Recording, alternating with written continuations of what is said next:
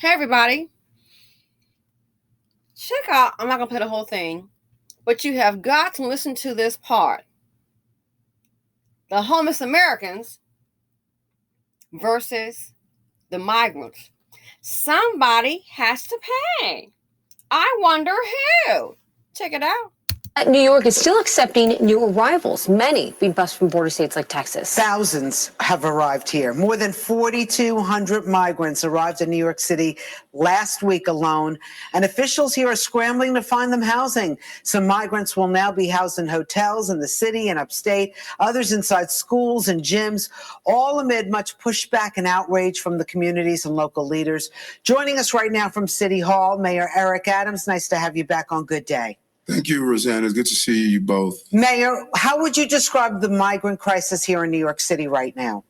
I think the same way I have been describing it for several months now. I'm really calling on all of us to take notice that this is going to impact every city service that we deliver to the people of this city. And it's just wrong. New York City should not be carrying a burden of a national problem. At what point do you say, we cannot accept any more migrants, we've done our share, and you actually challenge the right to shelter law? We are saying that now that we've done our share. But are you doing the legal action to challenge the right to shelter law? Here's what we did. I put out an executive order to look at aspects of the right to shelter to make sure that we are not treating this migrant crisis the way the right to shelter law was put in place to do. 40 years ago, no one would have phantom that you would get 65,000 people showing up at the city's doorsteps. Over 4,200, as you stated, just this week alone. And so we have to make sure we treat this as the man-made humanitarian crisis that it is. So I'm still confused.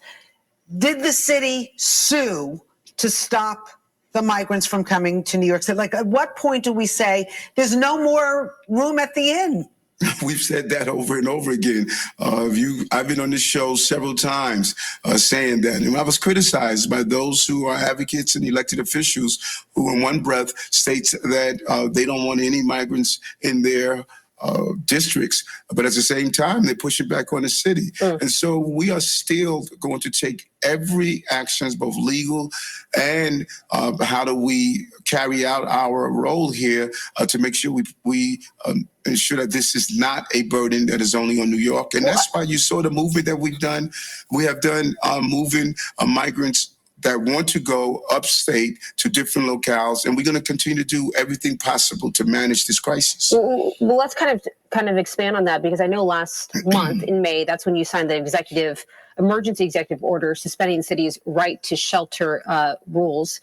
However, does this apply to U.S. citizens? Because we're seeing in Yonkers homeless people, homeless women with their children being pushed out after they have to pay $150 a night to house migrants who pay nothing.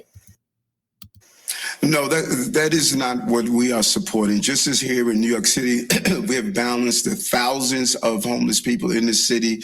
We're doing the same no matter where we make a contract inside. Yeah, you're not helping out, in my opinion. Okay, I'm going to stop there. He didn't say it's not happening. He said that's not what we're supporting. You know, to me, it sounds like a political answer. He just said it's not worth supporting. So I want you to hear that part. So this is part A. Stick around, please, for part B, the commentary. Let's talk about it, people.